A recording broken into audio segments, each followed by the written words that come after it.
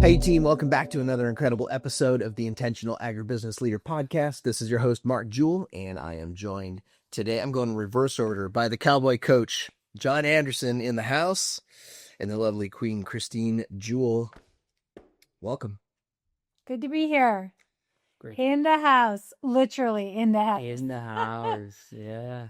Last summer at our Ag Leaders Summit live event, we asked all of the leaders who were there, about 10 of them, what is the number one thing that you want?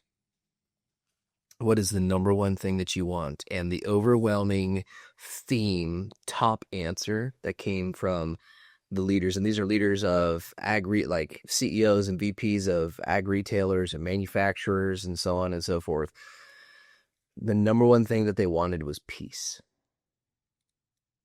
Not more sales, not bigger businesses. Yes, they want results, but like the biggest thing that they wanted was peace. Mm-hmm. So we're going to tackle that question today. How do I get peace?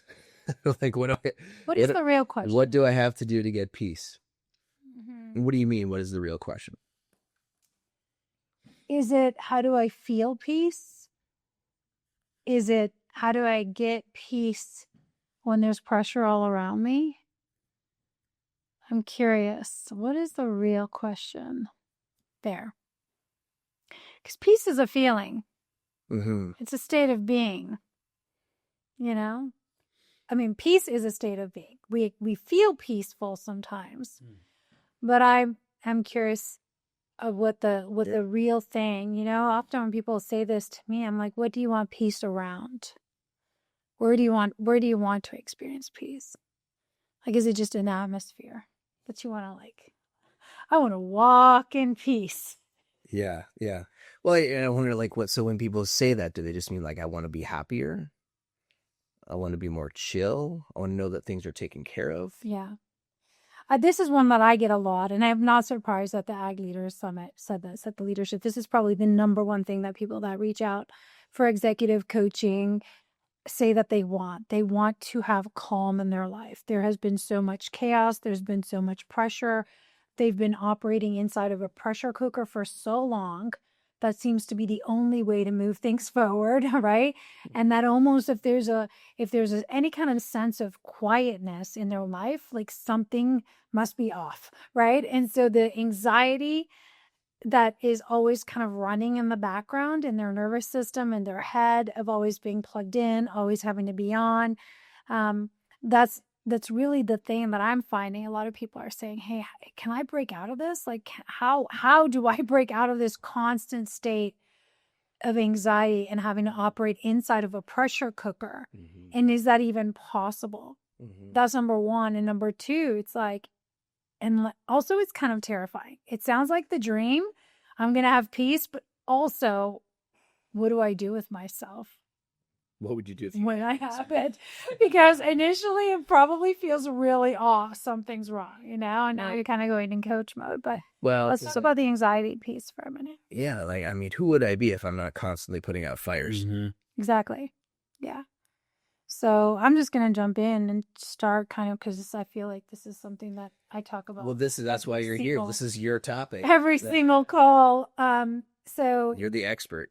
Again, on a recent podcast, we talked about addictions to chaos, addictions to certain nervous system states, and we don't realize it because we create these chemical cocktails inside of our nervous systems, inside of our bodies, where it becomes a familiar place, right? If I'm not anxious, if I'm not buzzing with some sort of excitement or some sort of nervousness or some sort of low-grade fear of fear of not getting something done in time, or fear that we're going to be perceived as a failure, or fear that we're not going to hit the target. If that feeling is running inside of our body, which by the way is a chemical equation inside of our body, if we don't feel that, it feels like something is off. But we have become addicted to that being so familiar that when it's not that, it's like, okay, something's off. But when we have it, we're so tired of being in that place because it's an exhausting place to live. You can't really be present. You don't seem to ever be able to rest. You want to take a day off and be with your kids. You feel guilty because you're with your kids. You feel like you should be doing some work. and you're kind of, again, I call this like straddling two worlds. You're divided. A house divided eventually falls, but you feel divided inside. My presence is divided. My identity's divided because I should be this guy, but I'm really this guy. I'm not living up to so I know I'm kind of riffing right now. I'm just getting out a lot of the things that I hear. What you're doing is nailing it. I'm nailing it. And this is what I hear is like, I just am so tired of living a divided life where I'm, just fragmented, not able to be present anywhere fully and enjoy my life. I want calm, I want peace, but I have no idea, let's be honest, what that looks like, what that feels like sustainably, and what I would do if I had that. Do you think this is what people really mean when they're asking the question of how do I get work-life balance? I think it's such an interesting question, that work-life balance thing. I think that they want to be able to be present where they are and to actually be able to enjoy where they are. So I think it's a variation of that. I still think that, without going too much down the rabbit hole, that may be what they think. I think it's like the feeling of being wholeness, like just being able to be where they are and feel like a whole person and a whole human being able to enjoy themselves. I actually don't believe in work-life balance. I don't think it's a thing. And again, that just encourages the split. Like you got to be, you're just, everything's on a balancing scale all the time. If something's over here, that means something has to give over there unless it's perfectly balanced. And it's almost impossible to get that, right? Versus being all in where we are instead of being split all the time, right? It's like everywhere we go, there we are. And by the way, you're the same here as you are with your kids. And you're like everywhere you go, you're the same person. You know what I mean? We have different hats that we wear. We have different roles, but we don't have to put a face on. We don't have to put a mask on. I don't have to put a personality on or all this weight. And then I'm like, oh, it took so much energy for me to be who I was at work today that now I'm too exhausted to be who I need to be at home. That would be an example of fragmentation that causes dis-ease inside of us, or anxiousness, because now we're split. It takes a lot of energy to maintain a split. It sounds weird because we're talking about split personalities, but in a way, it requires a lot of energy to live all these different lives instead of one life. Yeah. So I know I'm going long on this, but when we think about the feeling that I'm trying to get away from and I want to create more peace, anxiety is a common symptom. It's a common emotional homes of people who are high performers.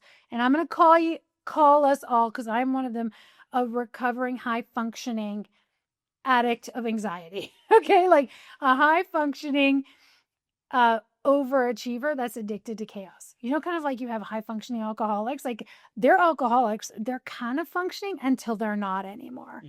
They can get by for a really long time and people don't notice. Like, okay, maybe they're a little buzzed. And by the way, I work with a lot of people who are recovering from alcoholism or have pacified just to help stabilize.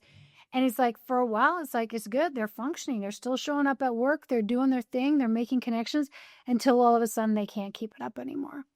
And I think that's what a lot of these leaders are running into. Certainly the people that I'm coming to face with and where I was like, man, I did that for so long, pushing, grinding, putting on the face, showing up, just, doing what I needed to do. And then like, boom, until it starts to stock and it takes a toll on you. And you're like, I just can't do this anymore. And I have to stop living in the future. Yeah. I have to stop living in the future. And anxiety is the emotional home when we spend the majority of our time living in the future. What's going to happen next? Who's going to want something of me next? What am I going home to tonight? Do you know what I'm saying? Yeah. So when we say we want peace, I mean, is what these guys are really asking for is just to not be at war? I feel as what I hear a lot is just the ability to actually be able to relax. The ability, it sounds crazy. I don't know. I had this conversation yesterday with a client that was in tears on the phone. A very, very well established person, top of his industry, that said, I don't know how to rest. Like, I don't even know what that looks like. I'm not able, I don't have the capacity, the capability to relax. Do you know what I mean? I go to sleep. I don't sleep well. I don't sleep deep. I sleep light. I wake up tired.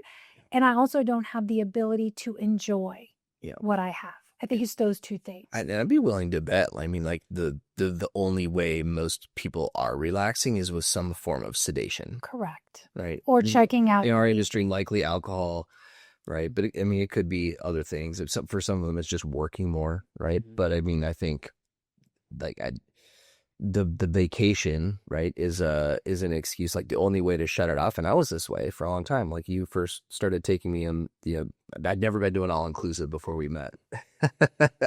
And I really needed to shut down, and we went to all inclusive, and like I drank all week. And it took that whole week for me to finally shut it off. And then we went and did adventurous stuff, but like I didn't have the tools and resources that I have the ability now to relax without the alcohol. To access peace or a feeling. It's a false peace. It's a counterfeit peace because you're using something to try to get to it. Yeah. So it's the pacifiers. For some people, it might be drinking. For some people, it might be scrolling on social media. I'm just going to say it might be retail therapy. It might be porn. It might be watching Netflix and binging. But there's something that you go to just be. How often do I hear this? Almost every call. I just need something to get me out of my head. I just need to turn my head off. Yeah. But it's like I need this thing to help me turn my head off. And that is not peace. That's bondage.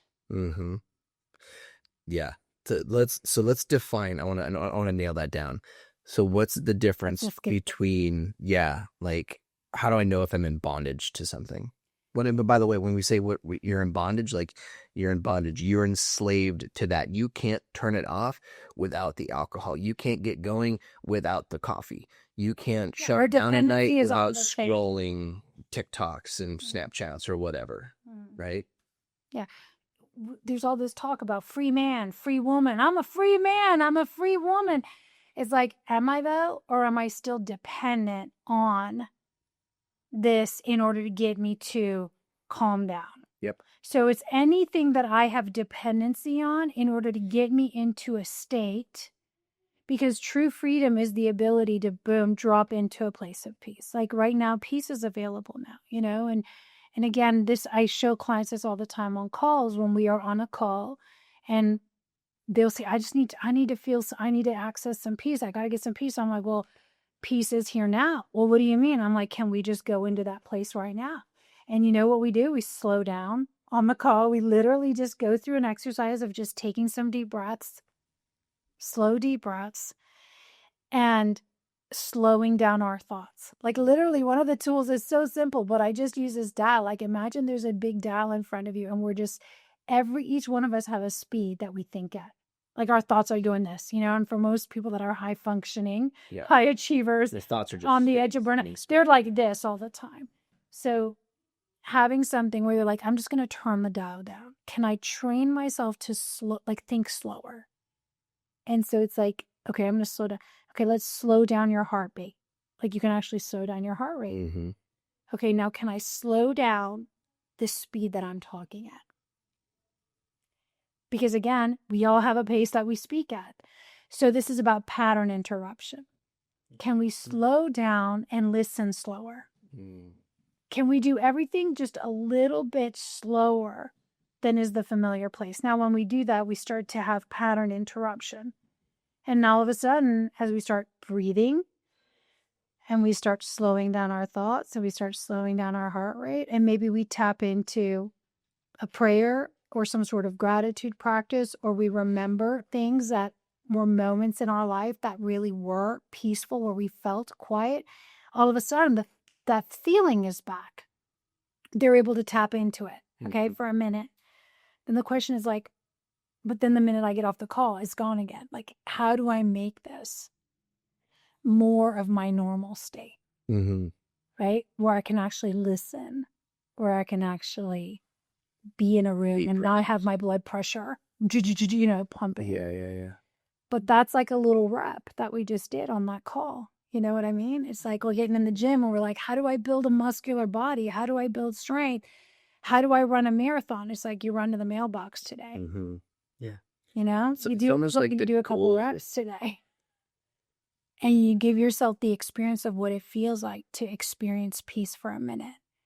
And then we start to do more and more of that. Yeah. I mean, I got really tactical real fast. But it's almost like our metric needs to be presence. Whereas I think for most people, the metric is get shit done. Mm-hmm. Right? There's a metric and a mantra that we live by. So you just said a mantra, get shit done.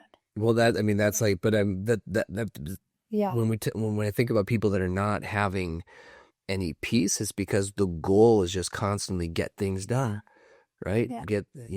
Larry the Cable Guy brought us all up in the late 90s and early 2000s saying, get her done, right? That was our thing. And that was and we're recognized and rewarded for getting stuff done, but nobody's getting recognized and rewarded for being peaceful, for being at peace with themselves. What that requires, I think, you tell me, you're the expert, it's being present, right?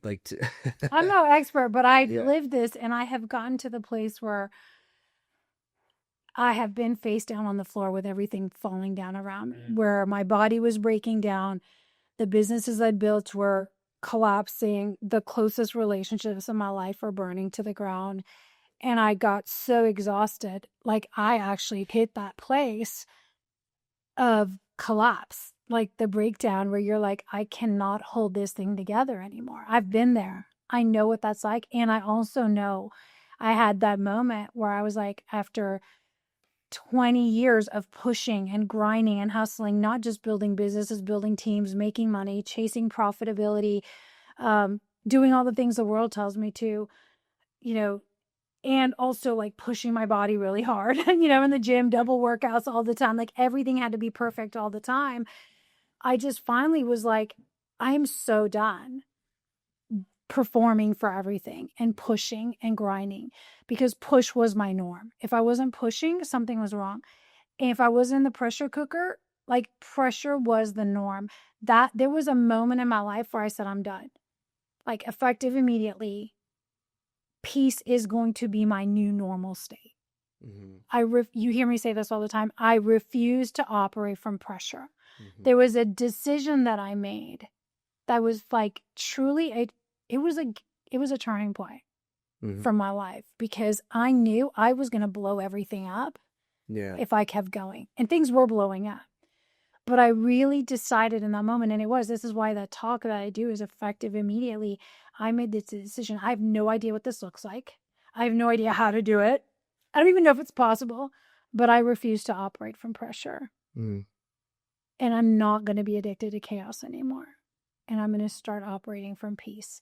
That was the floor. Then once I made the decision, then I could start going, well, what does that look like? What does that actually mean today? But I think a lot of people were sitting here going, I want peace, but we haven't made the decision that we're done letting chaos lead or pressure lead. Like, we're always serving something, we're always letting something be the master. And so I think if we really want to switch, we've got to get to the point where we really are like, I'm done letting this thing rule my life.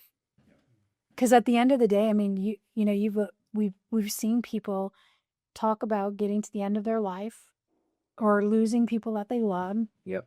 And all those moments, like so many moments and experiences, have been robbed because they were not present, right? They were distracted. They were chasing things that how many people say that? Didn't even matter.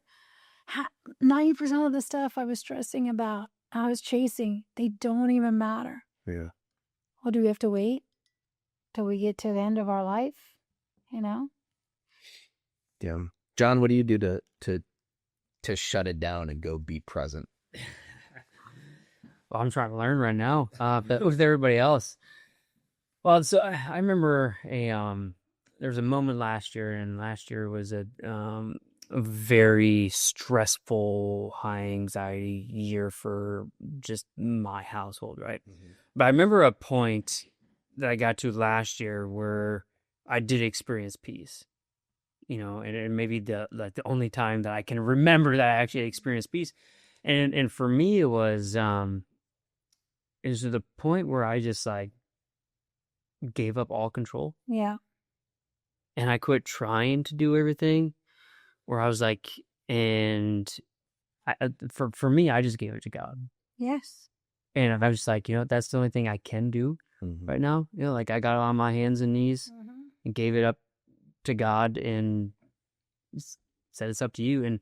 And that was a switch in my mind, and I have to try to remember to go back to that point, right? So like I've been working on a new standard in our house is peace, right? So I remind my girls when they're fighting, or doing something, I'm like, is that adding peace or is it taken away? Yeah. Right. But it's also a reminder for me to make sure I'm living in peace, like I'm being present. I'm not living in the future thinking of all the things that could happen or worry, having anxiety.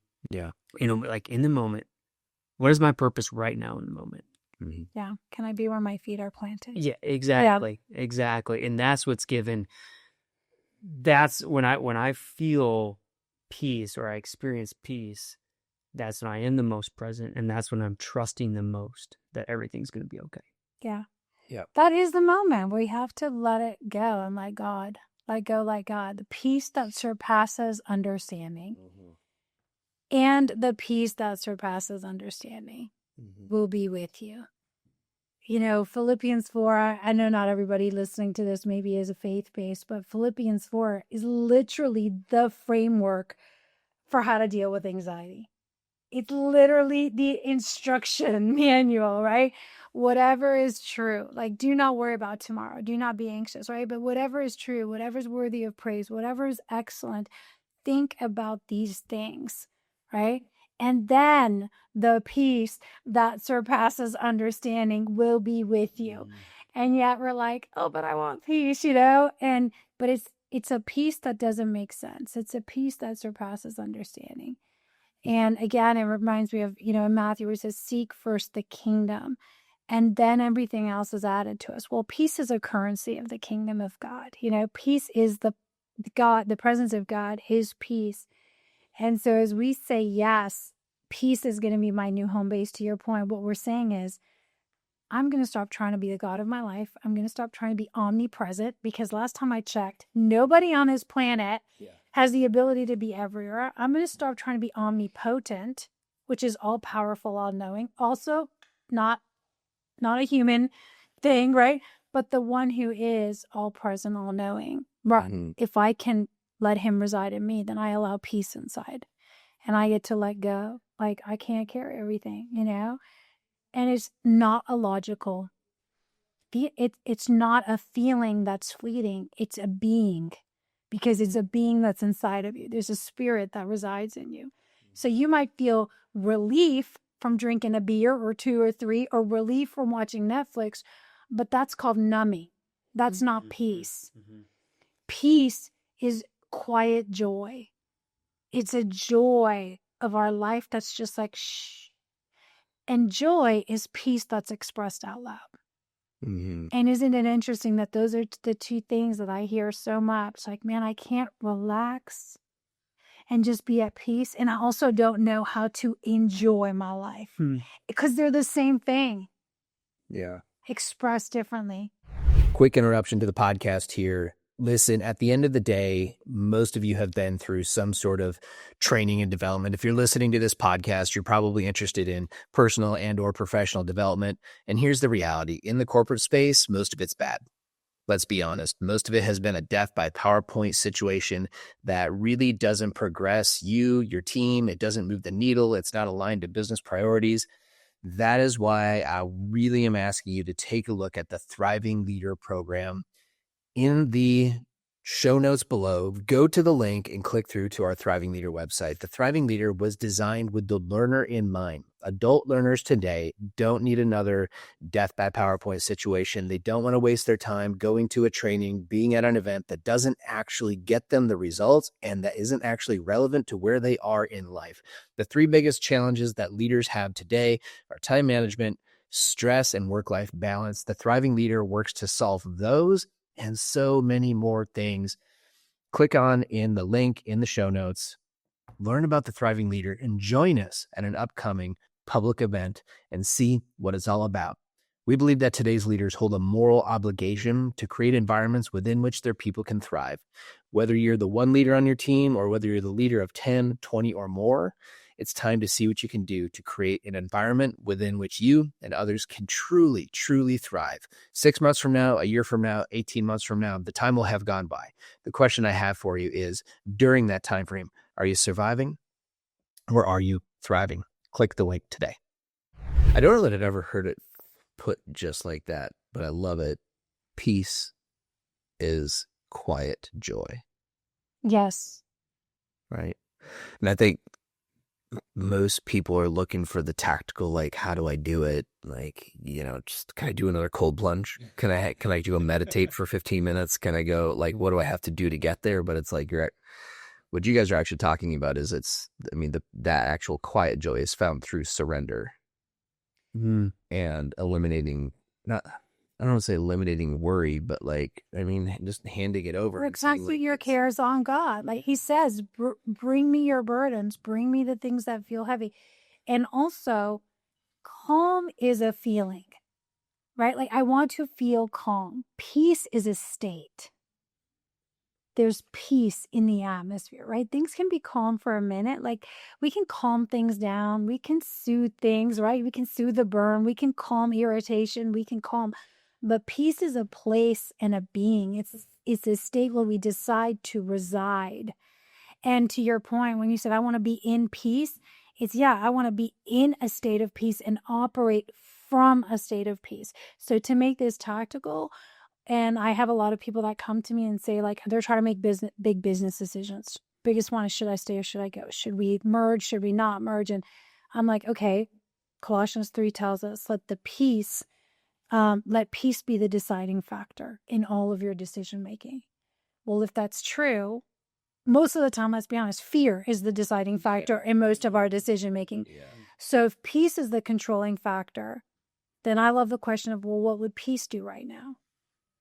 What does peace have to say about this? If I was operating from peace, from a state of peace, what would that sound like? What would that look like?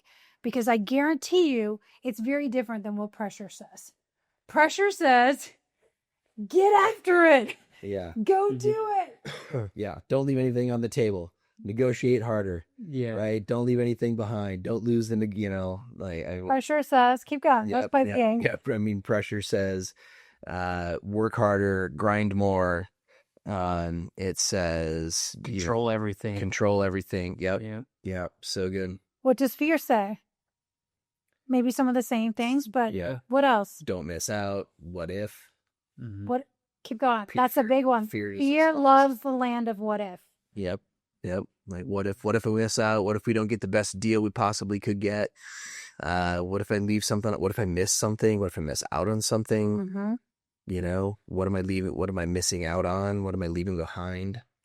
Fear will always drive us to make decisions based around a fear of less, having less of something, or never having access to something again. Like this opportunity is only coming around once in my lifetime. If we miss this, and this is why people say yes to everything.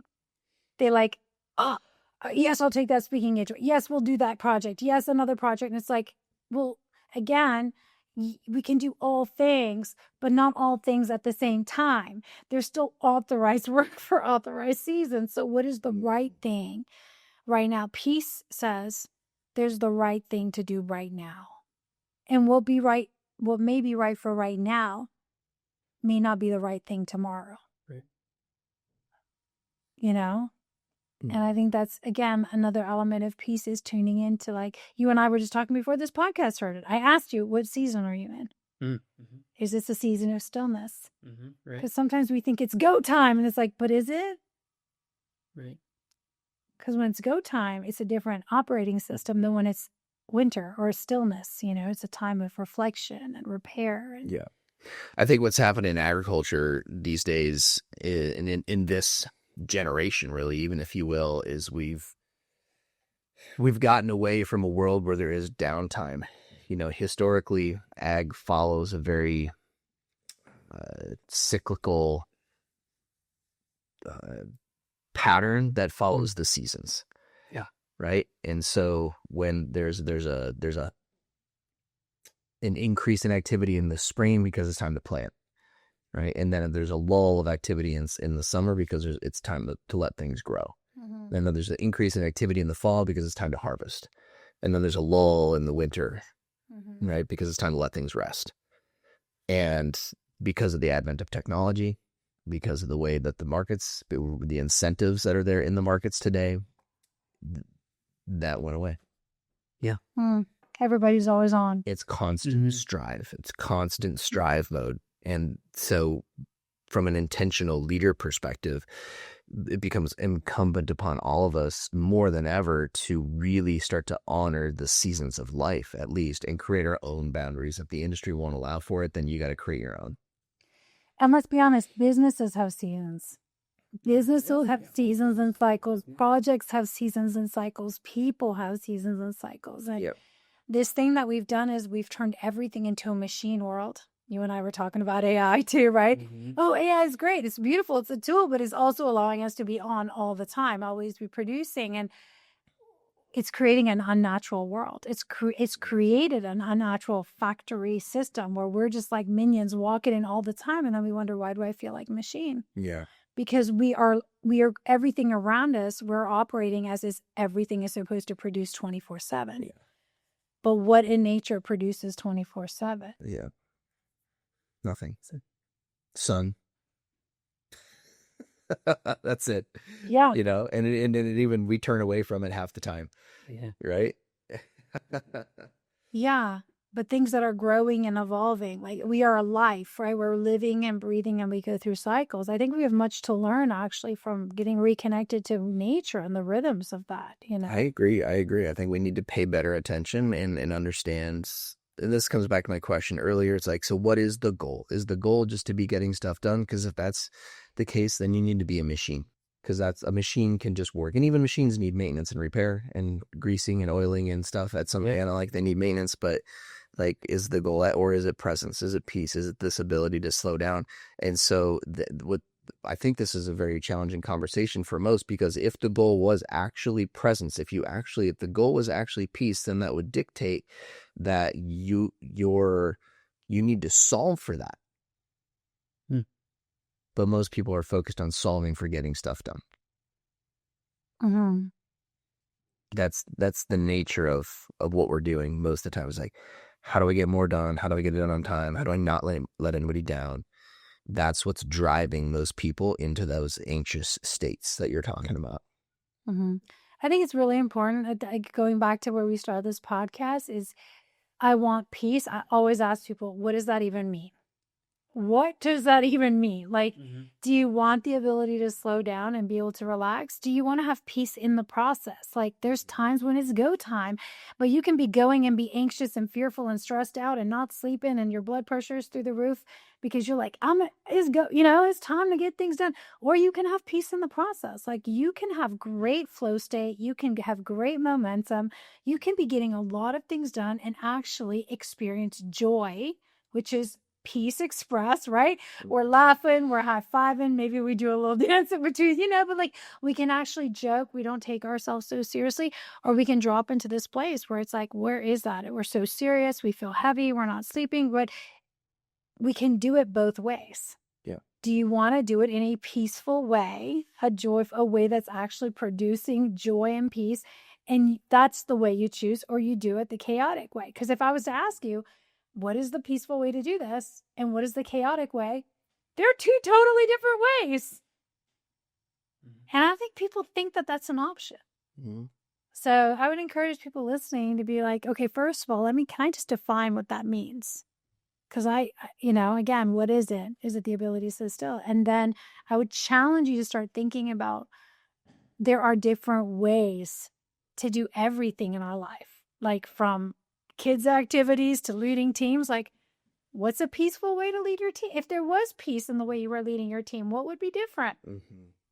I guarantee you it's different than what you're doing. Right. Well, you know what I mean? As we bring this in for a landing, like one of the things I've talked about on the show a multitude of times in some of my solo casts and also just talking with other guests, it has been that, we have a standard around here for not feeling rushed, right? Like that's one of the things you and I talk about. And we've talked about that a thriving leader and so forth in the past, like this. So the standard is not rushed, or the standard is, however you define the positive version of not being rushed. I use that language so people get it. Because nobody likes to be rushed, but yeah, we're rushed.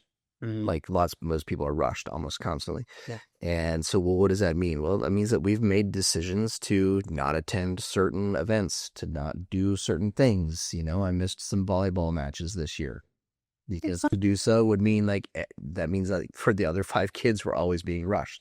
There's certain business practices that we've cut out. Why? Because we don't want to be rushed. There's certain things I could just, dictate on my calendar. Like, well, we don't do coaching calls. Christine and I don't do coaching calls the last week of the month. Why? We need that time for recalibration. We need time booked into the calendar to work on the business. And then the other 3 weeks of the month, we can work in the business. But then 1 week, we're trying to, block time out. And then, time throughout the day for like recalibration at the end of the day, or going for a walk, or date nights on a weekly basis. Like these things, so where I'm going with this is the standard for not feeling rushed has really started to penetrate all aspects of the business, has penetrated all aspects of our life. And when I look at, where I was even a couple, 3 years ago, like I'm much less rushed. Yeah, I mean, it really does work. It really does start to penetrate when you just start to say, okay, so what is, if this, as we were messing around with the technology to set up all the podcast recording studio this morning, and it started to feel rushed. We're like, we were supposed to start an hour and a half ago. Now we're still getting the camera angles right and getting the lighting and getting the audio. And like, do we need to record on a third device, or is 2 good? Right. And it's like, pause. Like we just paused and we prayed to get recalibrated and to get centered, around this. And so I say all that, I think there's lots of ways to incorporate peace, but what if peace is the goal? Peace is the standard. Now you're solving for that as opposed to solving for more. Can I give a little framework as we close out? Yeah. All right. This is the pray framework. And it could be you actually stop and pray.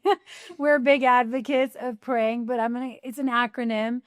And the P is just when you see yourself in that pattern. I'm thinking fast, I'm talking fast, I'm moving fast, my blood pressure is going.